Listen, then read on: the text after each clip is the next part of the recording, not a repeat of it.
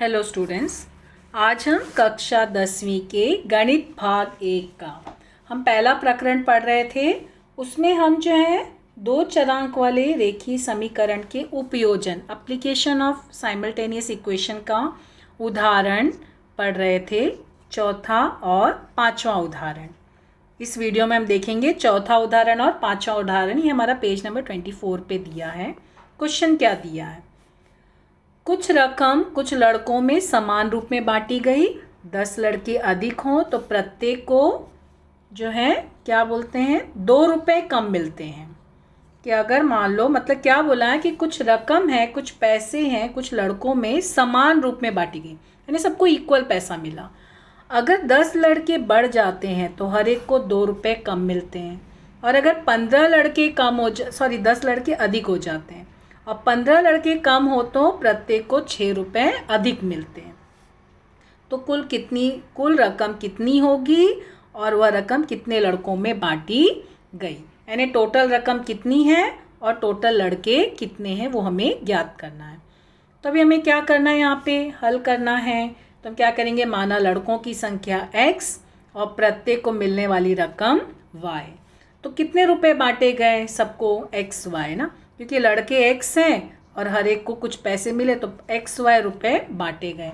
तो बांटे गए रकम कितने हुए, वह x y। अब हमारा देखो पहला शर्त, क्वेश्चन क्या बोला है, हमें क्या बोला है कि यदि 10 लड़के बढ़ गए, क्या बोला, यदि 10 लड़के अधिक हो तो प्रत्येक को 2 रुपये कम मिलते हैं। यानी क्या हुआ, लड़के x हैं तो x में 10 लड़के बढ़ गए और रकम की संख्या y है तो प्रत्येक को 2 रुपये कम मिले। तो ये हो गया हमारा प्रथम शर्त, x + 10 y - 2 बराबर एक्स वाई। कितने रुपए बांटे गए, एक्स वाई। ये हमारा समीकरण बना। लेकिन ये हमारा समीकरण हल करने के लिए नहीं हुआ ना, तो इसके लिए हमें क्या करना होगा, इसको हम जो है ये समीकरण को कोष्टक खोलेंगे।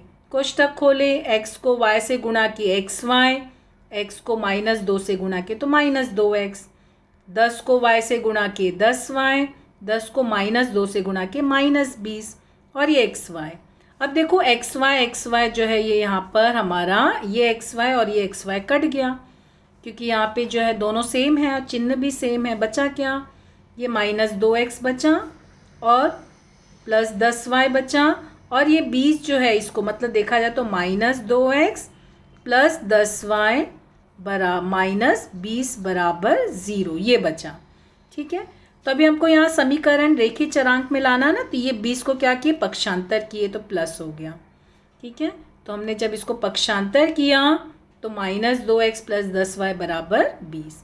अब चाहो तो तुम यही समीकरण रख सकते हो, या फिर तुम चाहो तो देखो कुछ कॉमन है इन सब में, 2 कॉमन है तो 2 से भाग देने पर, 2 से भाग देने पर प्रत्येक पद को, हाँ प्रत्येक पद को 2 से भाग दिए तो इसको भाग दिए तो -x, 10y को भाग दिए तो 5y, 20 को भाग दिए तो 10। ये हो गया हमारा समीकरण 1, -x + 5y = 10। अगर तुमको नहीं समझ में आ रहा है तो तुम इसी को ही समीकरण 1 बना सकते हो, तब ये मत लिखना। लेकिन अगर तुमको समझ में आ रहा है कि कुछ कॉमन हम निकाल सकते हैं तो इसको निकाल लो। चलो अब दूसरी शर्त हमारी क्या है, क्या दिया है, 15 लड़के कम हो गए तो प्रत्येक को 6 रुपये अधिक मिलेंगे। यानी अब हमारा समीकरण क्या बनेगा, अब लड़कों की संख्या बढ़ गई है, कितनी हो गई है, लड़के 15 घट गए, 15 लड़के घट गए तो हर एक को 6 रुपये ज़्यादा मिलेगा। तो ये हमारा समीकरण बना, x - y y + 6 बराबर एक्स वाई। लेकिन ये समीकरण हल करने के लिए नहीं हुआ, तो इसके लिए कोष्टक खोले।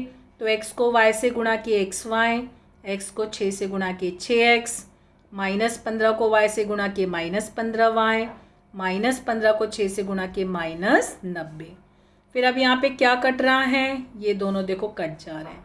बचा क्या, 6x - 15y -90 बराबर 0। फिर अभी हमारे ये मानक रूप में लाना ना, तो ये 90 को पक्षांतर किए तो क्या हुआ, 6x - 15y बराबर 90। कुछ कॉमन है इसमें भी क्या कॉमन आ रहा है, देखो 3 कॉमन आ रहा, 3 से भाग देने पर, तो क्या किया जा रहा है, 3 से भाग देने पर, तो जब 6 को भाग दिए तो 2x, 15 को y दिए, 15y को भाग दिए तो 5y, 90 को भाग दिए तो 30। ये हो गया हमारा समीकरण 2। ठीक है, अब देखो हमारा समीकरण 1 और समीकरण 2 क्या करना है। देखो ये दोनों समीकरण को देख रहे हो, ये दोनों समीकरण में क्या कॉमन आ रहा है, 5y और 5y देख रहे हो, एक प्लस में एक माइनस में है, तो दोनों चरांक समान है, गुणांक भी समान है, चिन्ह विपरीत है, जोड़ देंगे। समीकरण 1 और 2 को जोड़ने पर तो 5y कट जाएगा। तो अब हम क्या करेंगे, समीकरण 1 और 2 को जोड़ने पर, तो जब हम जोड़े तो ये दोनों कट गया, तो यहाँ पे देखो x माइनस x हो गया, क्योंकि ये प्लस है ये माइनस है, यानी 2 में से 1 घटा 1 लिखा नहीं जाता, इसके लिए सिर्फ x लिखा गया। और ये दोनों जुड़ के कितना हो गया, 10 और 30 जुड़ के 40, यानी x का मान क्या मिला हमको, 40। अब हमारे पास ये समीकरण 1 है, समीकरण 2 है, किसी में भी रखो जिसमें तुम आसानी से कर सको। यहाँ पे क्या किया गया है, x का मान जो है समीकरण 1 में रखा गया, इसमें रखा गया, तो क्या मिला हमको, देखो यहाँ पे जब हम रखे x का मान तो क्या हो गया, x की जगह पे 40 रखे, मगर ये माइनस पहले से था तो माइनस, प्लस 5y बराबर 10, ये y को ये इसको यहाँ पक्षांतर किए तो क्या हो गया, 5y बराबर 10 प्लस 40। ठीक है, तो कितना हो गया, 5y बराबर 10 और 40 जुड़ के 50। अब पक्षांतर करोगे तो भाग हो जाएगा ना, तो हमें कितना मिला, y बराबर 50/5, तो कितना हुआ 10। तो देखो y का मान कितना मिला, 10, x हमको 40 मिला है, y 10 मिला, तो कुल रकम निकालनी थी ना प्रश्न में, तो कुल रकम क्या हमारी xy यानी 40 गुणे 10 यानी 400, यानी 400 रुपये हैं।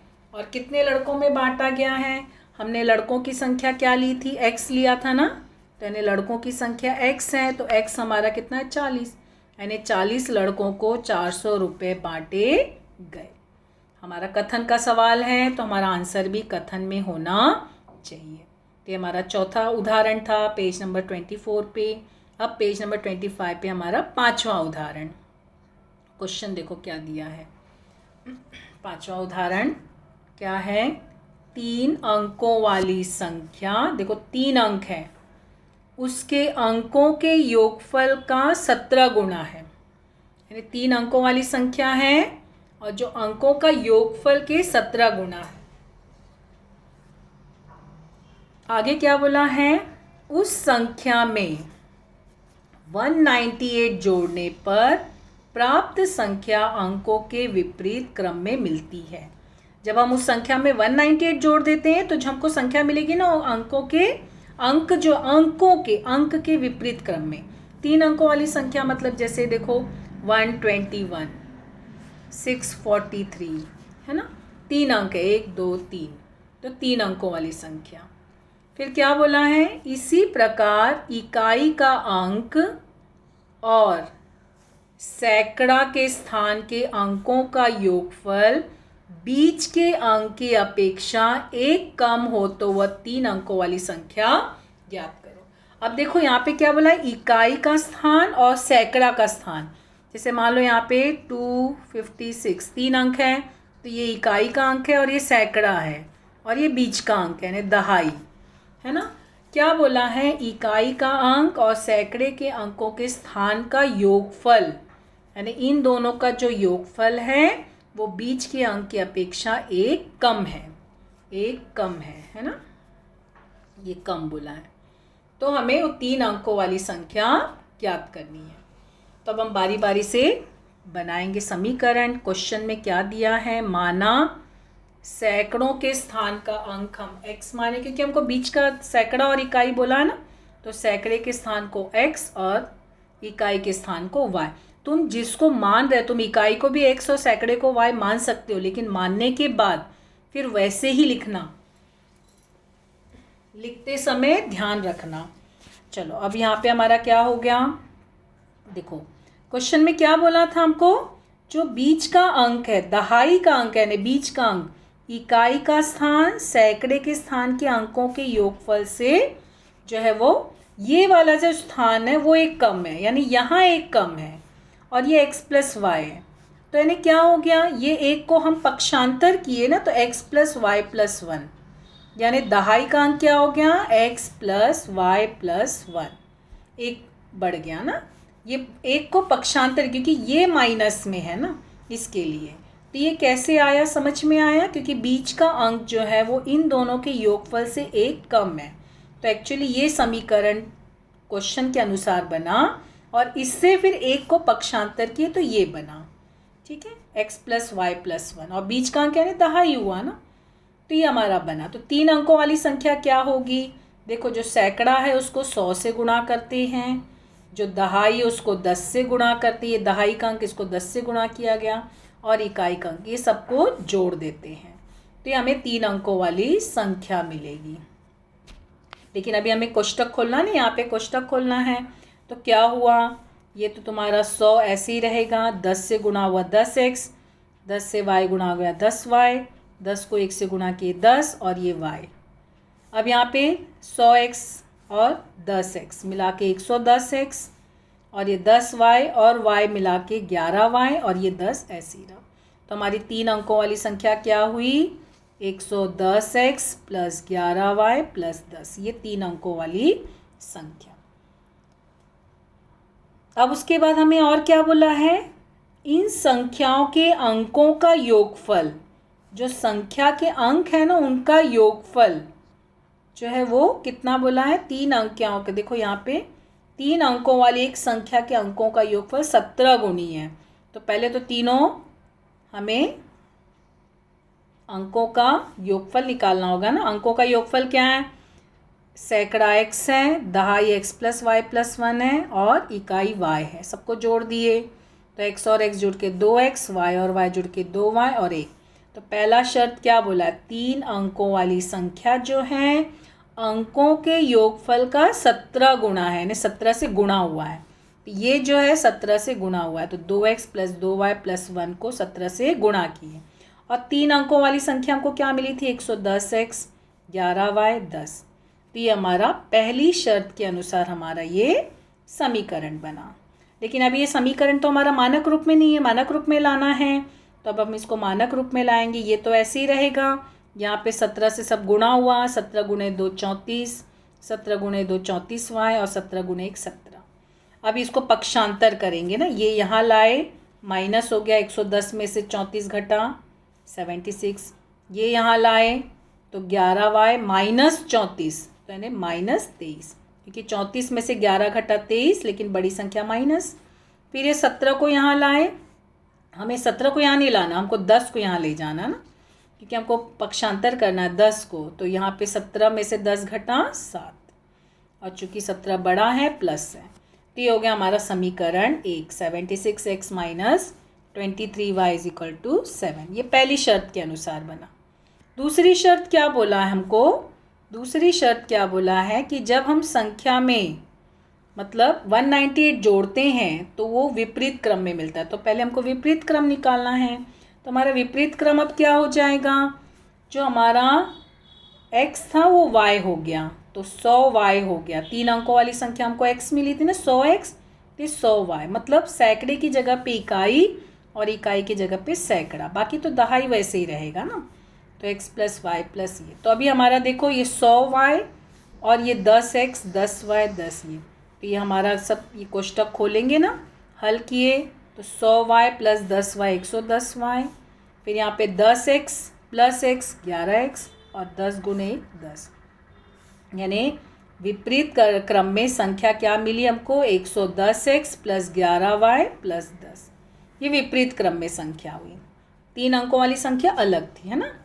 अब हमारा जो दूसरी शर्त दी है उसके आधार पे क्या बोला है, दूसरी शर्त में क्या बोला है, दूसरी शर्त के अनुसार जो दी गई संख्या उसमें 198 जोड़े, हमारी संख्या क्या है, ये हमारी संख्या, इसमें 198 जोड़े तो अंक विपरीत क्रम में प्राप्त संख्या, तो विपरीत क्रम में हमको ये संख्या मिली थी ना, तो ये हमारा दूसरा शर्त के अनुसार समीकरण बना। पक्षांतर करेंगे तो ये हमारा 110x, ये 11 यहाँ ले आए तो माइनस हो गया, 110 में से 11 घटा 99। फिर ये 110y यहाँ लाए तो ध्यान देना 110 में से 11 घटा 99 है, लेकिन ये माइनस है क्योंकि 110 ये y माइनस है ना, इसके लिए माइनस।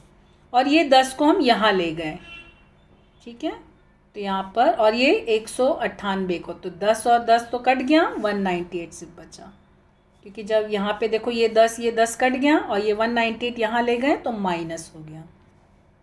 अब चाहो तो इसी समीकरण को रखो, या फिर तो अगर देखो तुम्हें कुछ कॉमन दिख रहा है इसमें कुछ कॉमन दिख रहा है, हाँ 99 कॉमन है ना, देखो तो 99 कॉमन निकाले तो क्या हो जाएगा, हमारा समीकरण क्या हो जाएगा, 99 से भाग दिए, तो देखो इसको जब हम 99 से भाग दिए तो x, इससे भाग दिए तो माइनस y, और ये -2, ये हो गया हमारा समीकरण 2।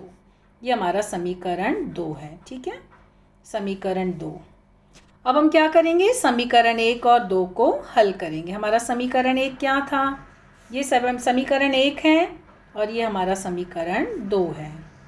तो हम क्या करेंगे, हल करेंगे ना, तो देखो 76x, 70 यहाँ पे x है, 23y यहाँ y है, तो किसी एक को हम समान करेंगे।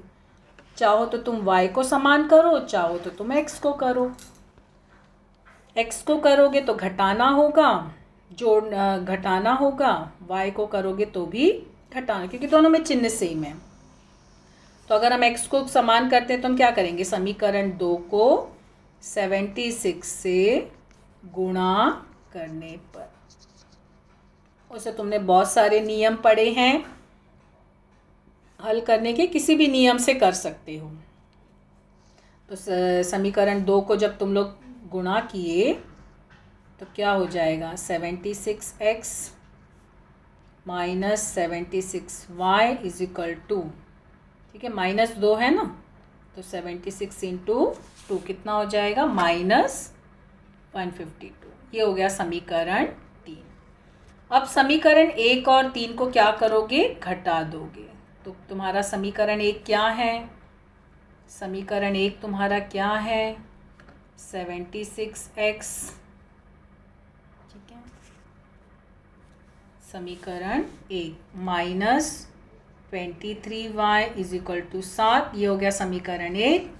और समीकरण 3 हमारा कितना है, 76x minus 72y is equal to minus तुम्हारा 2 से 152, ये समीकरण 3 है। ये समीकरण 1 है। क्या करेंगे, हम इनको घटा देंगे, तो जब हम इनको घटाएंगे तो हमारा चिन्ह क्या हो जाएगा, बदल जाएगा, चिन्ह बदला, तो जब चिन्ह बदला तो हम क्या करेंगे, ये दोनों कट गए, ये प्लस है और ये माइनस है, तो क्या हो जाएगा, ये प्लस और ये माइनस घट जाएगा ना, तो यहाँ पे तुम्हारा जो इसको, ये 76 है ना, 76x है, तो 6 में से 3 घटा 3, 7 में से 2 घटा 5, बड़ी संख्या प्लस है तो प्लस, और यहाँ पे ये प्लस है और ये भी प्लस है, तो सब क्या हो गया, जुड़ जाएगा, तो 152 और 7 जुड़ के 159, तो y कितना हो जाएगा, 159/53। तो अगर तुमको डायरेक्ट आ रहा है तो देखो y गुणे 3, 53 इंटू 3 159 होता है, y का मान कितना मिला, 3, ठीक है। तुम चाहो तो y चरांक को भी समान करके हल कर सकते हो, x को भी, और हल कर निरसन करने की कई पद्धतियाँ, किसी भी पद्धति, y का मान 3 मिला, तो अब हम क्या, y का मान 3 यानी इकाई का अंक हमको 3 मिला।